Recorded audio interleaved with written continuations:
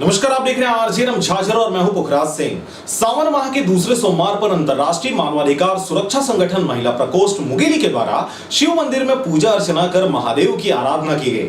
देखिए रिपोर्ट।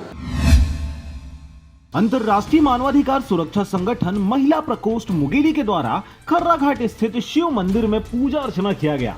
सावन माह के दूसरे सोमवार को विगत 4 वर्षों से संचालित अंतर्राष्ट्रीय मानवाधिकार सुरक्षा संगठन के महिला प्रकोष्ठ मुंगेली के द्वारा प्रति वर्ष की भांति इस वर्ष भी खर्रा घाट स्थित सिद्ध बाबा के मंदिर में पूजा अर्चना की गई। इसके साथ ही 108 बेलपत्र सहित दूध, दही और गंगा जल से अभिषेक किया गया। ज्ञात हो कि महिला प्रकोष्ठ द्वारा समय समय पर सामाजिक कार्यक्रमों के अलावा धार्मिक कार्यक्रमों का आयोजन भी किया जाता है।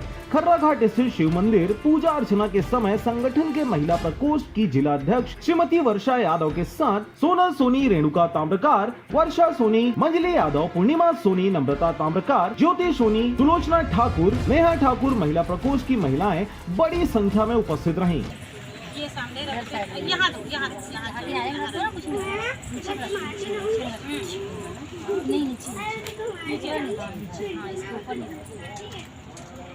बंद कर। मुंगेली से ब्यूरो रिपोर्ट, आरजे रमझाझर।